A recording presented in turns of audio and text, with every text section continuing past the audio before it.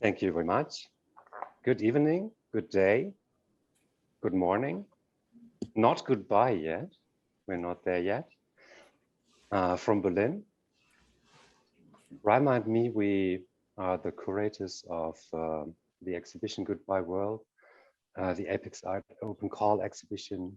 You might already had a chance to follow our journey to this exhibition, up to the opening, to our curatorial panel. And with this event today, we would like to try to make an attempt to broaden the perspective of the questions that have been raised in this exhibition with the artists. We also welcome Joulia Strauss, who I'm also going to introduce in a minute, to react to the subject that we were posing in our exhibition question, Goodbye World. Are we there yet actually, or is there still time yet? Today we will try to put it in a broader perspective.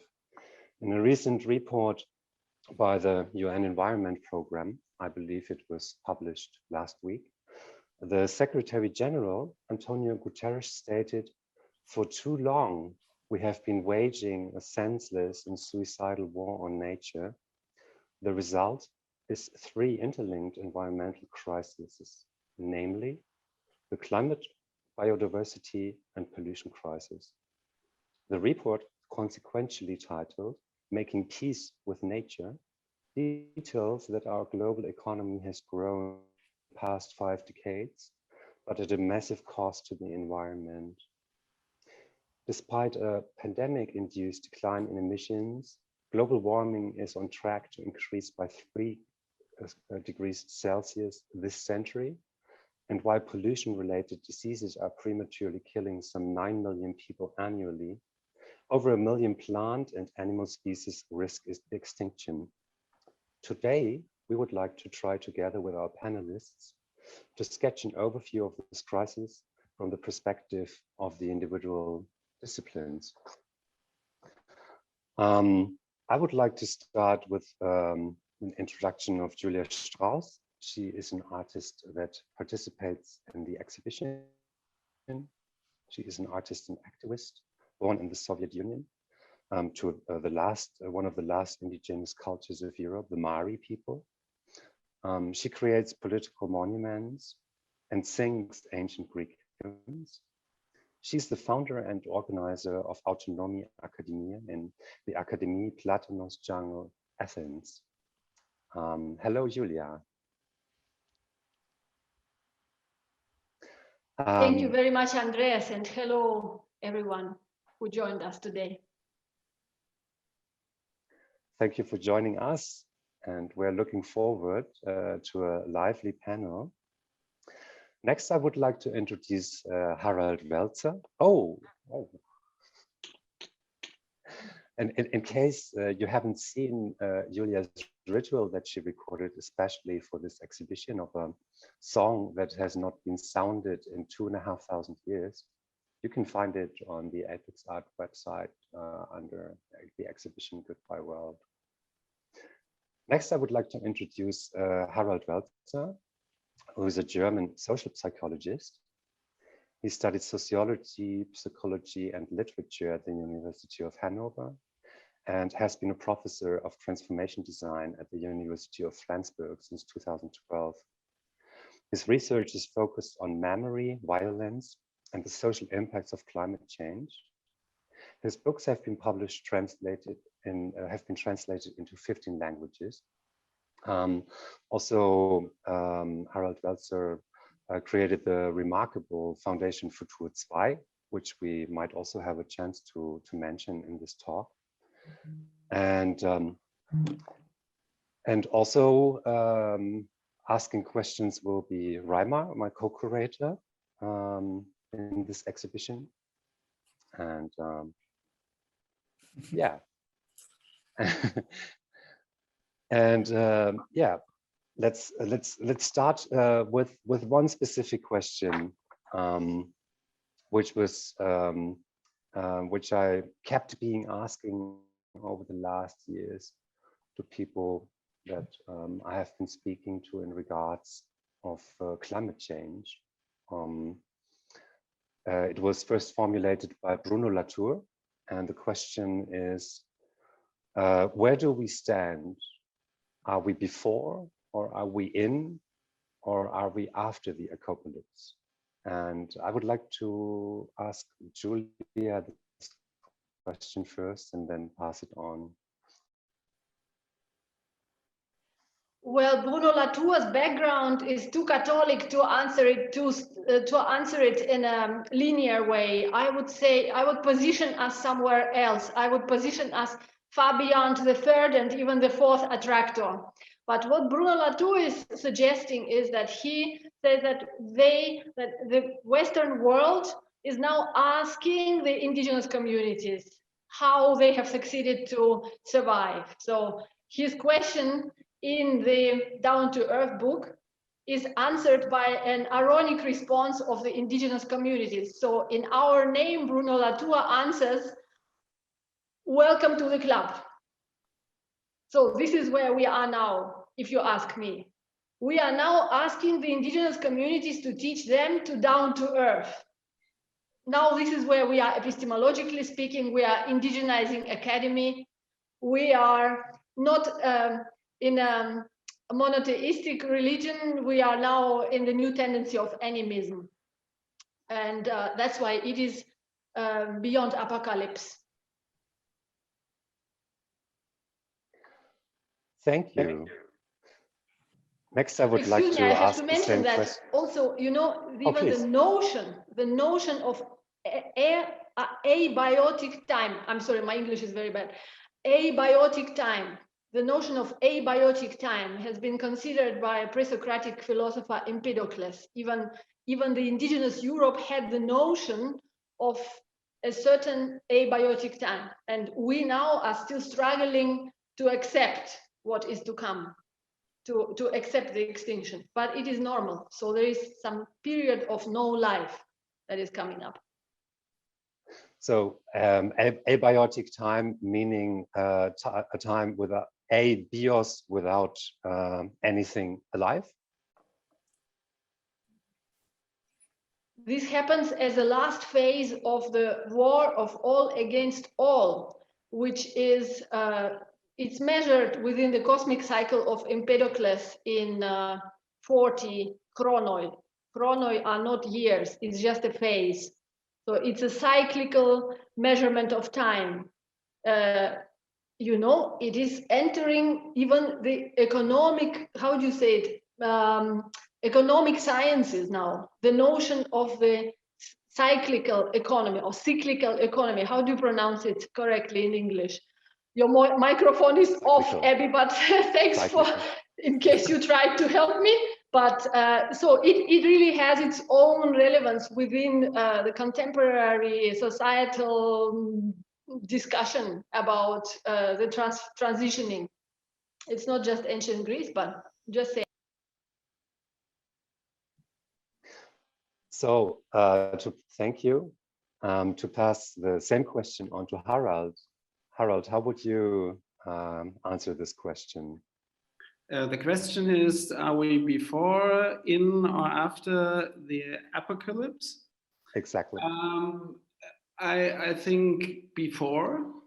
And I think the whole concept of apocalypse is not useful for any aspect of the discussion we should have. Because first of all, I think apocalypse is an attractive concept because it's something, you know, this is the big thing that everything is dying out at one stage in one moment. Personally, I find this perspective really attractive because the sad thing about individual death is that everybody is still there and you only have to go alone. If you have an apocalyptic situation, everybody goes away, and that's fine because there's no party where you can't be part of. So the FOMO problem is completely extinguished by an apocalypse. This is just one thing where I think it is somehow in the public discussion a mythical concept that seems as well as attractive as abstract to everybody. It's apolitical, it has nothing to do with political action, it has nothing to do with any kind of action anyone could perform.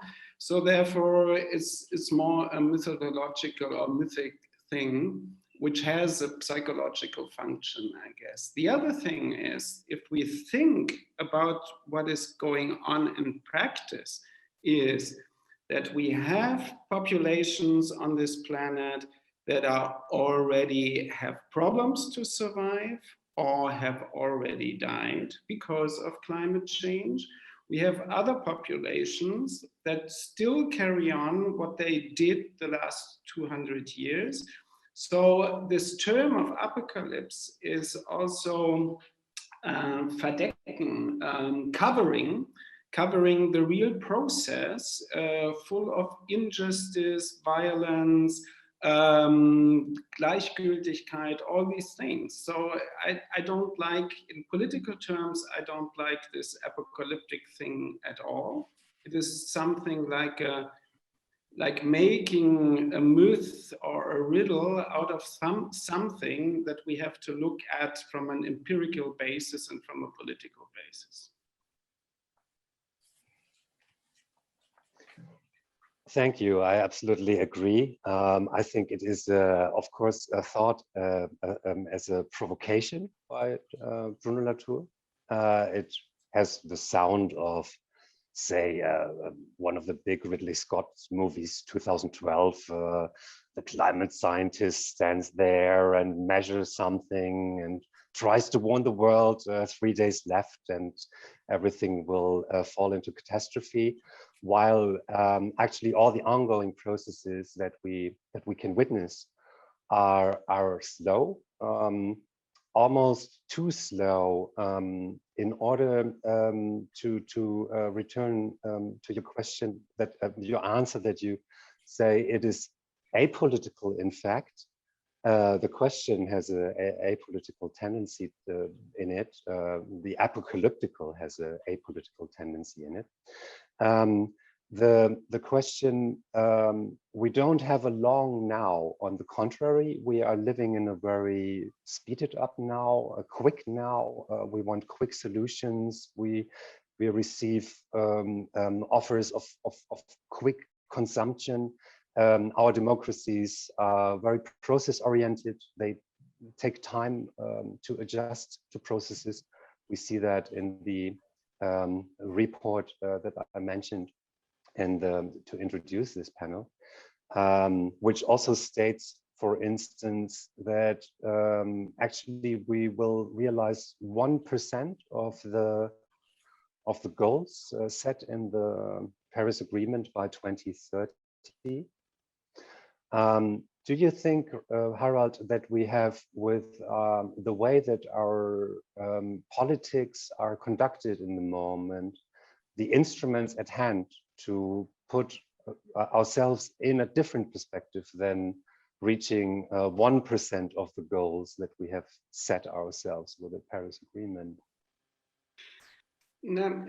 Maybe two thoughts on this. The one thing is that things like the Paris Agreement are based in the core on the really weird idea that nature is something that we can bargain with.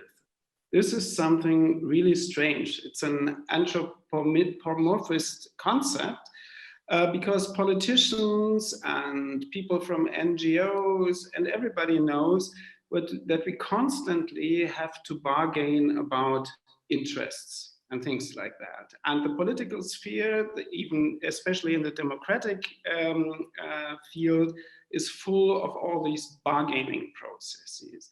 If you look at the Paris Agreement in itself is a result of a very complicated bargaining process where 190 nation states came in with diverse interests and had to find some kind of a result of a discussion about a bargaining thing.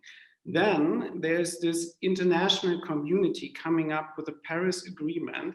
Then it has to be re-bargained again in the respective nation states. And there you have a unbelievable amount of problems and things like that. Yeah, coal industry, car industry, social questions and whatever. So the bargaining is going on.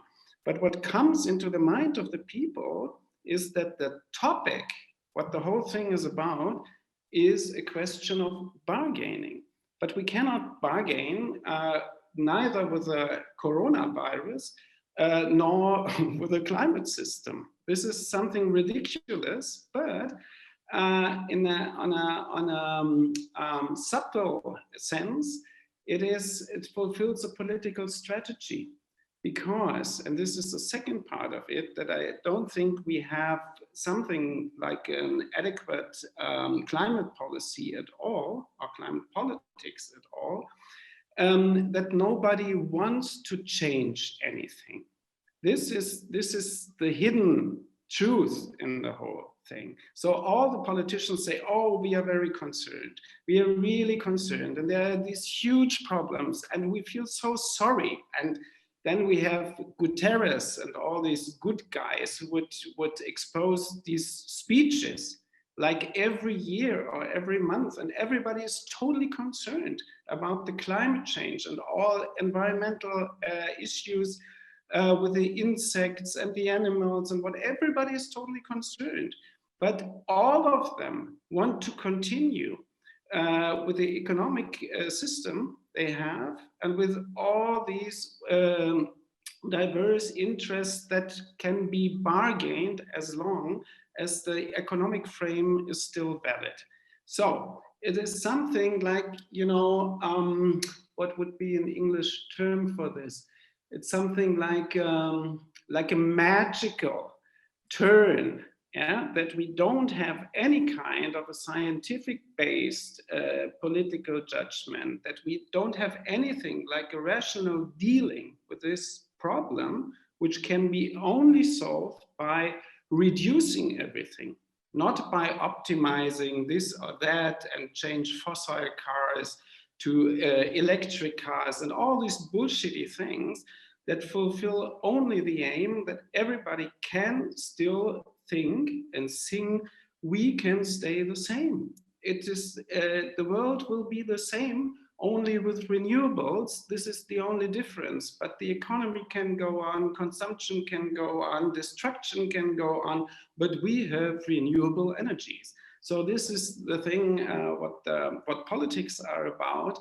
And unfortunately, also many of the NGOs and activists think that problems can be solved by putting pressure on politics to follow their strategy of climate politics. So I see. That is putting things in a good perspective to pass on to Joulia. Joulia, you have been very busy in researching and being active in an activist sense to push a return into a sentient form of nature, to develop a new vision, maybe even to a return to a sentient nature. And how do you see actually our current situation? I think there are different political dynamics at the same time. What Harald mentions is a big scale, but there is also the micropolitical scale of changes, and this micropolitics slowly is turning into the macropolitics. It's a very strong tendency everywhere in the world, but it started in the so-called Latin America, with the first successful recognition of the rights of nature in Ecuador in 2008. So it started with the beautiful river Vilcabambas, which has been accepted as a legal person in order to avoid the construction of a highway. So this ecological personality that has been accepted there for the first time is this indigenous inspiration for the contemporary legislation everywhere in the world. And to stay with magic, you know, this is exactly what it means. It simply means that a collective subject of the public interest is the natural resources, right? So they are being protected because they are considered as sacred. So this is what humanity seems to understand nowadays. So this is something that is translatable into the language of legislation, and the protection of very big amount of nature has been successful so far with the help of these changes. For example, in New Zealand in 2014, a national park de Urevera has received a status of a person who belongs to itself. And this very strange language is only strange to us at the beginning, you know, because in the beginning of the 20th century, it was even difficult to imagine children's rights. But after Janusz Korczak has founded the Children's Parliament and joined the children to the gas chamber out of compassion and solidarity, children's rights suddenly were accepted. So now we can see that even in one area of Colombia, in Cauca, 261 indigenous leaders have been killed only in the last year, on the one hand. But on the other hand, well, there is also in Colombia the law accepted in 2016 that the river Atrato has its own right to, how do you call it, to renew itself and to protect itself. And I'm not talking about the huge influence of such new laws in India, for example, where Gang and Yamuna have been accepted as persons. And it really makes a difference because before, for example, Yamuna was accepted as a person, 1.5 billion liters of chemicals have been released into the river every day. And this has stopped just because of this law. And there are many other examples. And this is, I think, what this very practical implementation of indigenous cosmologies could mean in the regard to the political change of perception of the role of legislation. I'm sorry if it doesn't answer your question, does it? It does to a certain extent, yes. Yes, definitely. Mm-hmm. Anyway, this kind of discussion is an illusion. Nobody's answering nobody's questions. We're just talking, right? It's a formality. I would like to ask you back, Andreas, could you answer this question yourself? Well, I think only to a certain extent. Of course, this exhibition and the process of creating it was, in that sense, also a confrontation with certain facts, for instance, that you learn there is no more ice in wintertime in the Norwegian Sea. Forget it. You have to reside to a place where you still can find some closed ice shield, actually, up to encountering all the artworks and the way that they were trying to deal with the question that posed, with not the opportunity to cover the grief aspect of it, which I find very interesting. And Professor Maria Ojala, her research specializes actually on this aspect. But to return to your question, that was my question, which I asked to you.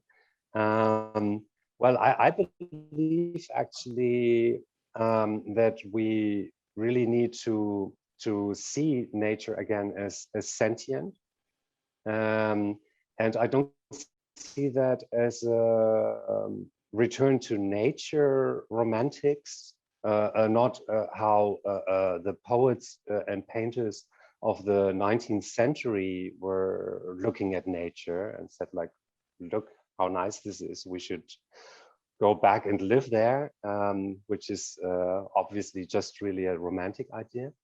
But I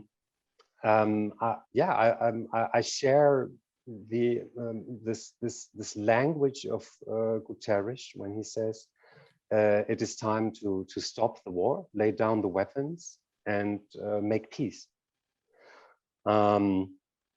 It feels also to a certain extent that this becomes more and more of a political question.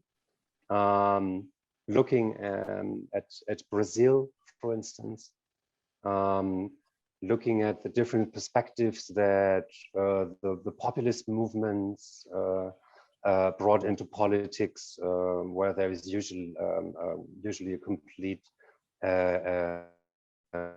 ignorance in regards to the developments that so many people are very upset by. When you see burning down half of Australia, or the gigantic rainforest loss in Brazil, not to talk about the tundra melting away. It is then, of course, also, I think, a question of that really bothers me is, are our democracies actually fit to address these topics, or is it something that needs to be dealt with in a different way? Say that it is kept more out of daily politics, that there is a board which has a command of much broader perspective, that decides on plans for 50 years, for 100 years, for 500 years, for 5,000 years. And if that would be a more adequate way to address the issues that we are facing.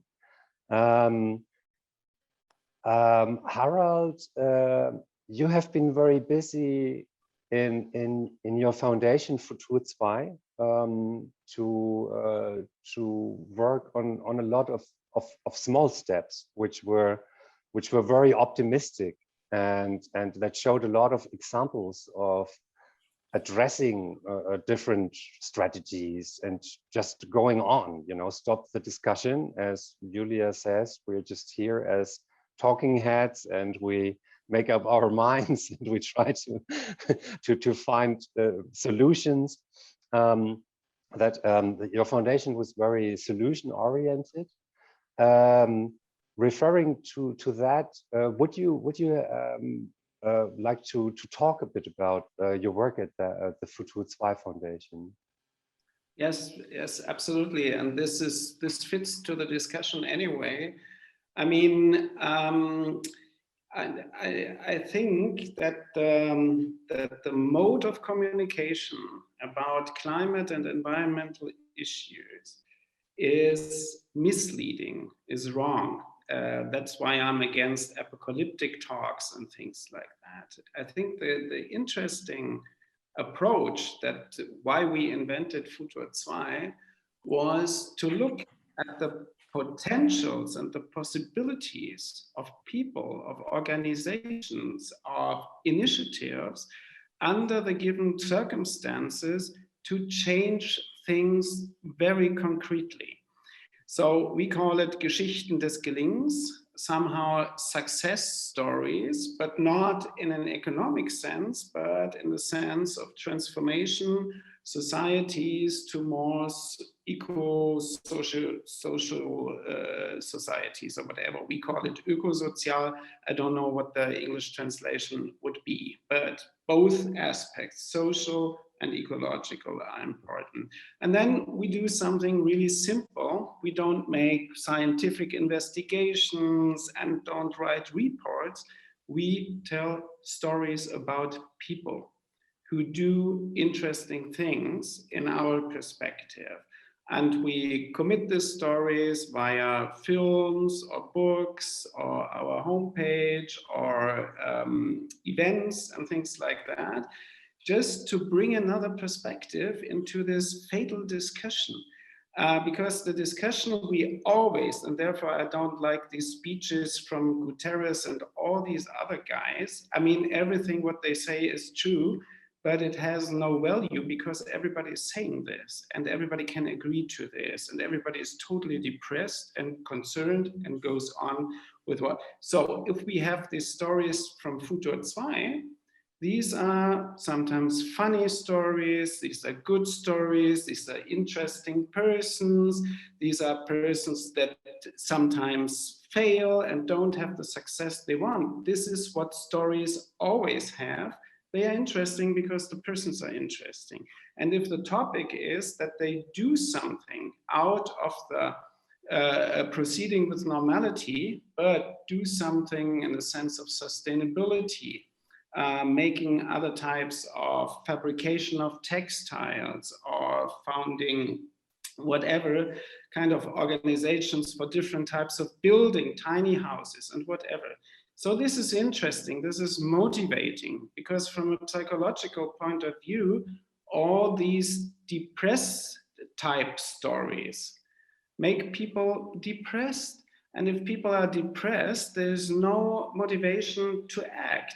If you tell stories that are good and interesting and funny, it is much more motivating in a proactive way. So people think, okay, if this guy can do it, why wouldn't I do it? I can do it too. So this is a very simple approach, but the basic idea is to get rid of this apocalyptic storytelling that keeps everything at place. This is what I said in the beginning. I'm totally skeptical about this, and I think maybe the IPCC should have a PR agency when they started to work, because they are telling every year the same story and everything is getting worse. And then the next year is getting worse again and it's getting worse.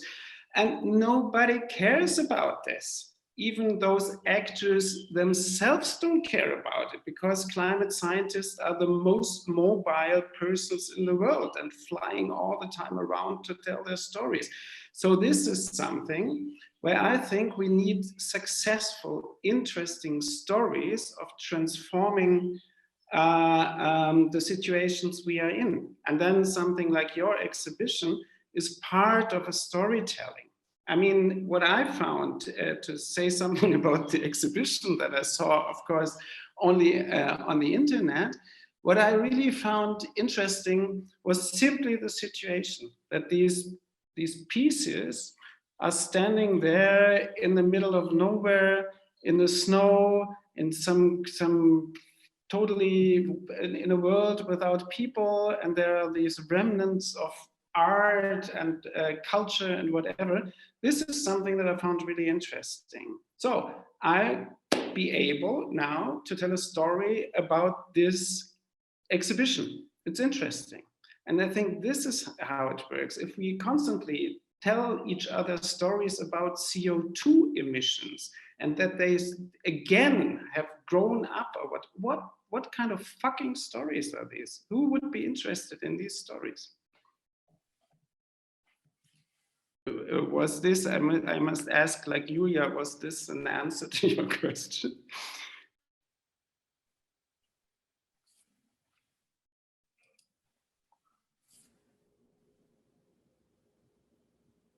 Julia? Passiert bei dir was? Bei mir ist irgendwie abgestürzt. Yeah, my Zoom has been collapsing for a minute. Back online now, I believe.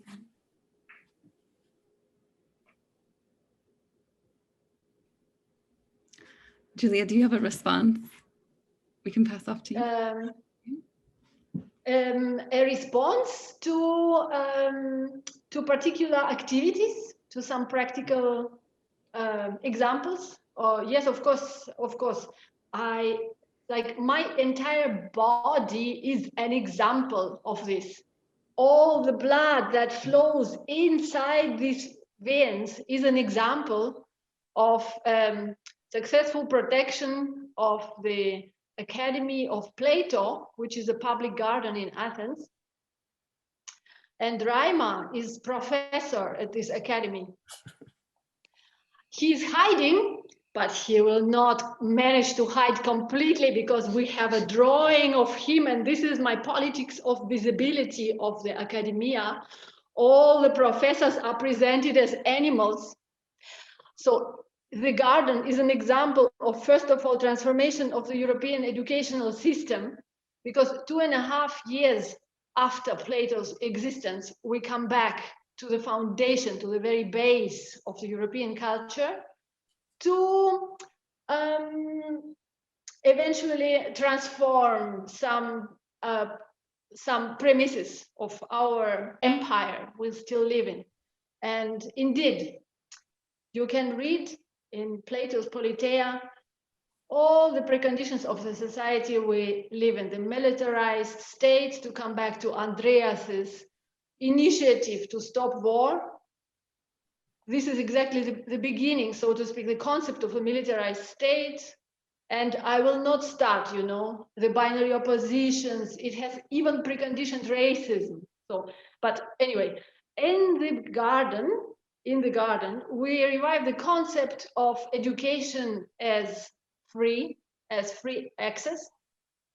And this happens as a form of protest, especially at this last stage of financialization of education. And also, of course, reuniting the urban creatures, the participants, with nature, of course.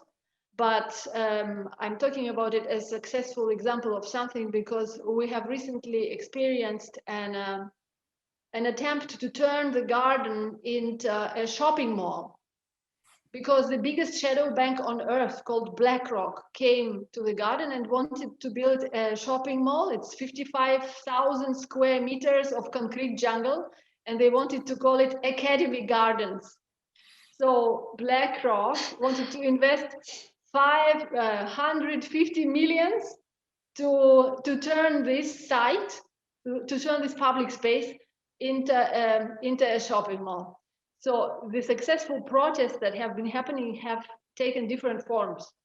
Definitely a lot of actions around the garden involving the neighborhood, but also you can still see, we have started a wonderful petition called academygardens.org. You can see the entire world have signed. All the world-known historians, archaeologists, philosophers, DJs, and artists have signed this petition. Anyway, we scared BlackRock so much that at the end of it, I can only tell you the lesson from the Academia Platonos garden. Too big to fail, fails. And this is just an example of exactly what we do. But also what we currently do is another example. We have renamed this garden into a jungle, because in Greek language, a garden is masculine, okipos. And we renamed it in honor of Gaia, and we now call it the jungle because I jungla is feminine. And so this is our current ongoing project, but I can talk eternally about it. There are also projects in Berlin, like, for example, we invented a new god, the god of the water retention basin. There is a floating university, and there is Berit Fischer, an amazing scholar, and she has initiated a project within the floating university project. It's you are very welcome in Berlin, actually. So it's a very dystopic basin, and new educational system is going to be practiced there in summer. Yes, under the protection of the highest god of the water retention basin. It will be another example of something that actually happens.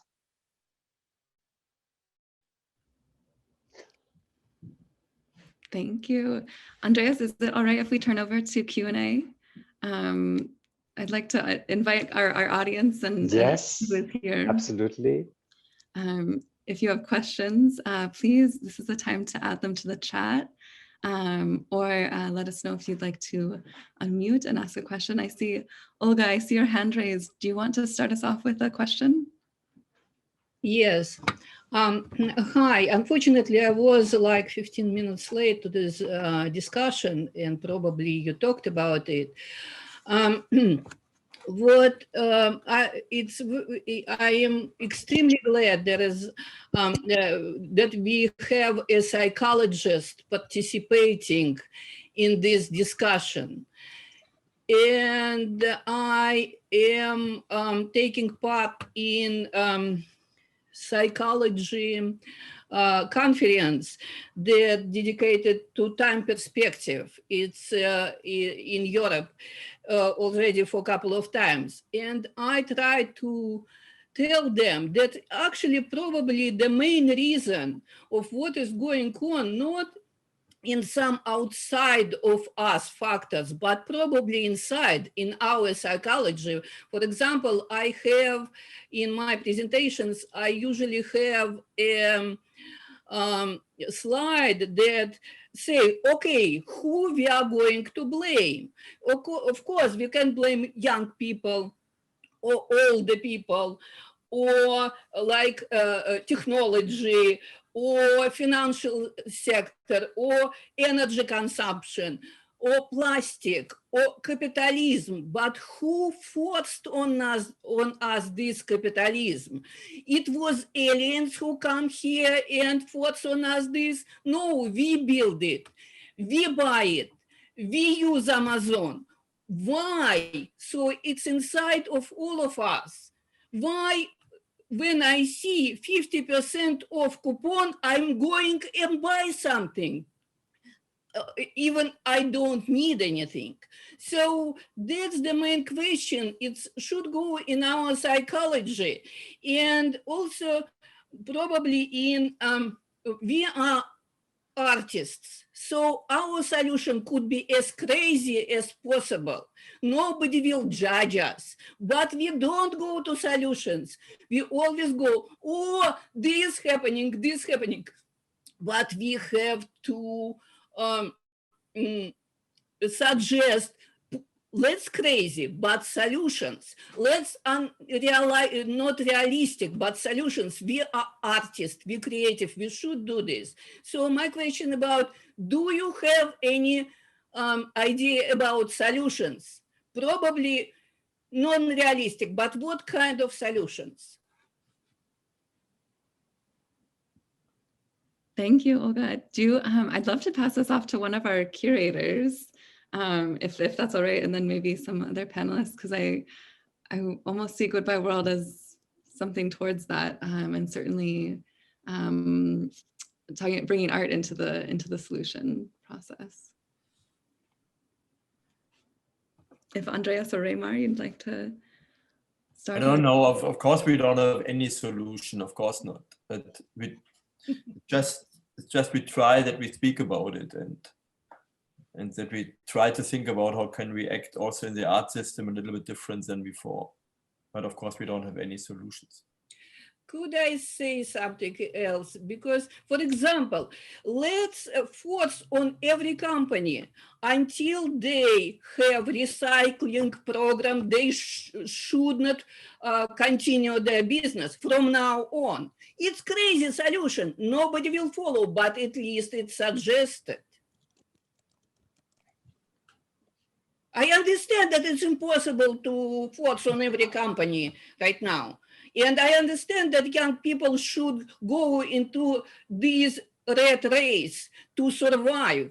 I understand it's impossible, but let's suggest at least something. We are artists. We could think anything.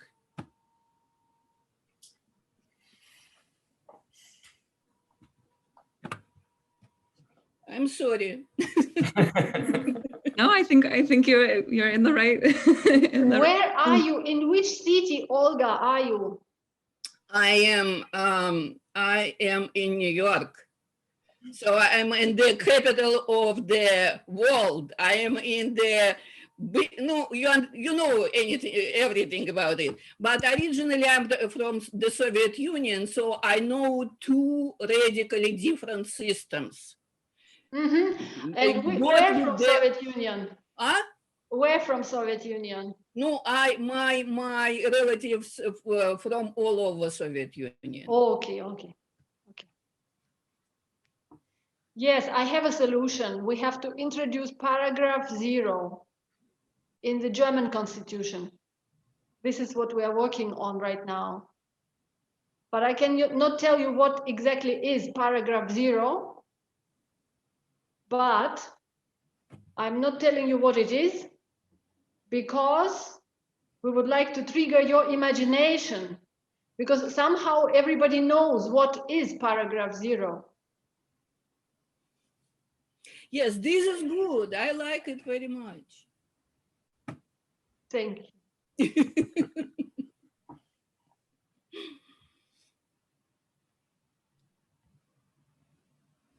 I'm wondering too, and this kind of bridges both Harald and Joulia, what your work has, or what you've shared from your work, the importance of narrative and stories, and also almost, you know, reminding us of like personified qualities of the land, and really kind of bringing out human characteristics, human nature to nature. And I think something that was touched on in the essay and certainly hinted at in some of what Andrea said was, you know, dealing with grief alongside of this. And I know, Joulia, a lot of your performance work addresses grief.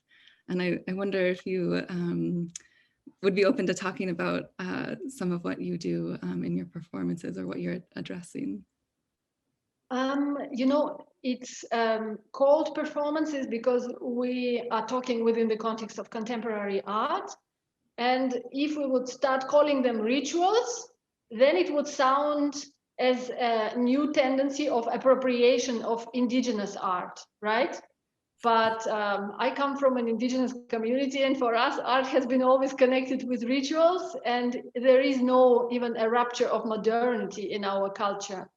So what I've been doing is definitely just rituals as a continuation of an ancestral tradition of doing rituals.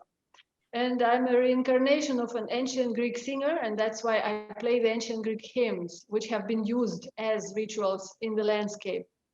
But currently I work on something called Trans-Indigenous Assembly, and it's a film, but it's also a latent film set. It's also a process and a collaboration between different communities which found their own ways to react to Gaia's rage. So there are different communities from Colombia, El Juego, who have started their own community and who perform the rituals of environmental grief, also by setting up a new community. So it's a constitutive reaction to what is happening. It's not only overcoming solastalgia, but also it is proposing something no matter what. So this no matter what aspect is very interesting for me. There is an artist, Surendra Kshatriya. He lives in India. He has started a movement called Barefoot Nature, and he walks without shoes since 8 years. Or there are sister girls on Tiwi Islands in Australia. Tiwi Islands are the first islands in Australia which will disappear under the water as a result of the raising of the sea level. And they have founded their own Tiwi Design Center, although they live in Aboriginal settlement, and they have re-established themselves as something that doesn't suit into the structure of their conservative tribe, which is a gender of itself, sister girls. So they are queer Aboriginals, and they have just invented something to liberate themselves. In India, for instance, there is a new god. He is called Utkasar. It's a god of the sea plastic. And they have created even a sculpture of this god and perform rituals of environmental grief with this sculpture. And in my own culture, there is a god of the disappeared water. which is very sad. So the god is called Yomshinger, and it is simply to accept the catastrophe and see it from the perspective of the fact that even with this moment of death, we can live something that is called good life. So the good life can happen in the middle of the environmental catastrophe, because it was always going on. It just escalates now, and our cannibalistic understanding of what has happened to us has arrived in our Occidental brains, but it has already existed as a form of grief. And still there was something that is called Summa Cumania, which is in the indigenous Bolivia, good life together, which is called Buen Vivir in Spanish. Or it's something like society in symbiosis, which is called Shizen Kuosei Shakai in Japanese. And it's the same meaning of the Quechua Andean indigenous word, Sumak Kavsai. And it's all called good life. And they still have this notion of good life. And we can have this good life despite the catastrophe. Raima would not agree with this, right? It's not Berlin depressive intellectual attitude. I know, and I'm really sorry, but the German depressive intellectual depends on Russian gas, which comes from Yamal Lake with huge craters, which have been caused by the environmental extraction. And still, I can suggest you all to respect life as holy. In my culture, which is Mari culture, it's called Yumogai Li, living like the gods. Thank you very much, Julia. There is an interesting question that Stephen Rand, director of Ethics Art, was posting in the chat that I would like to pick up here. Solutions to large problems have to be profit-driven. Is that true in the end? I think your answer is clear, Julia. I think they have to be content. They have to make people happy in the end, also as a decision. Harald, what is your take on this question? And maybe we should talk about if solutions are good concepts at all. Because the idea that we have solution in a modern sense means always a binary concept. Something works or doesn't work. But if you look at human history, progress in human history was never a question of solutions. It was a question of development in the interactions, in the exchanges, in the modes of behavior, in the uses of violence and things like that. So what I think is that human problems are never problems that can be solved, but they are problems that can be brought to better statuses. This is something, and this concept of solutions is a technical concept. This is what all these Silicon Valley guys like very much, because they think there is a problem, we have a solution. But the problems we are talking about, how to remain civilized, how to achieve good lives, how to better situations, how to be more just, and all these things. This is not a question of solutions. This is a question of finding modes of better living together. And of course, in the 21st century, this has to integrate also the questions how to perceive yourself as human again as a part of nature. Because, I mean, a very simple thing that we haven't brought up yet, humans are natural beings, they are animals. And one of the conceptual things in modernity is the differentiation between humans and nature, and the forgetting that we are simply nature. We are nothing else. We have culture in addition, but basically we are nature. So this is something. And then would we work with the concept of solutions for what? I mean, we have, and I think this is part of the new storytelling. And I like what Joulia says, because much of it is totally strange for me. Totally strange. Never heard such weird things.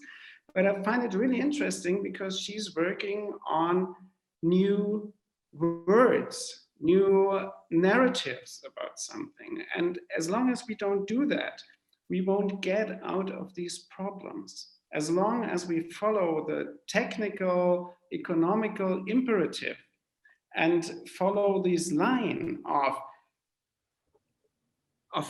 destructing things in an incredible scale and then asking for solutions for what? I mean, what is the solution for BlackRock, for example?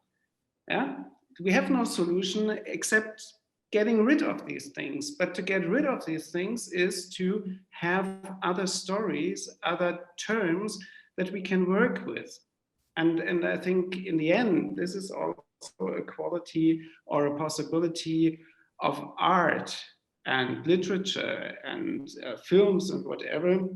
This is the thing that we can develop. But this is very different from solutions. And I think solutions have a much better image than it would be appropriate to this. Fuck solutions.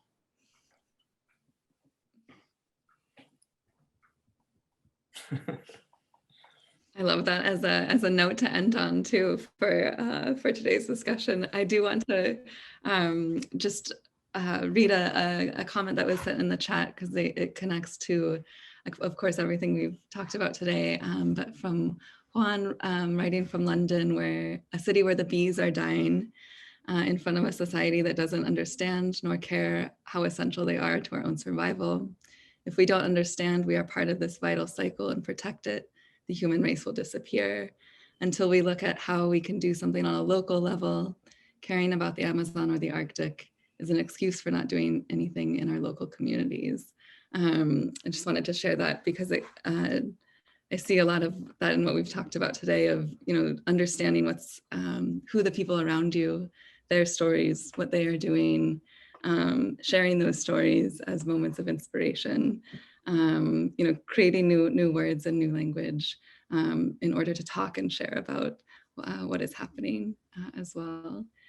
So Andreas, I want to pass it off to you if you have a couple of last things to say, or Reimar as well. Harald and Joulia, of course, if you would like to share last thoughts, and then we'll move to closing out today. Yes, at first I would like to thank you all for your contributions to this panel. And I think there were some important elements to take away with us today. Maybe listen less to the catastrophe newsreel as it is progressing day by day and year by year. Try to be more micro-political, as Joulia was also showing that it works. I think also Harald was showing in Futur 2 Foundation that it works. And I would like to close with something that Sean, who was accompanying me on the trip to the Arctic and doing the video and photography, was just writing in the chat. Poetry may be the solution to solutions, as the show is. Yes, so thank you from my side for joining us today. And I pass on to Reimar. Can I say also thank you to Harald and to Joulia, of course, and to Apex Art. It's our last public program. So in a way, for us, the show is over. Kind of sad, it's kind of okay. It will live on. But thank you, adding things here. And I want to open or invite everyone to unmute themselves as well. In a kind of a tradition of closing out our events now is your chance to add your thank yous and your voice to Harald and to Joulia, to Reimar and Andreas. Thank you, everyone.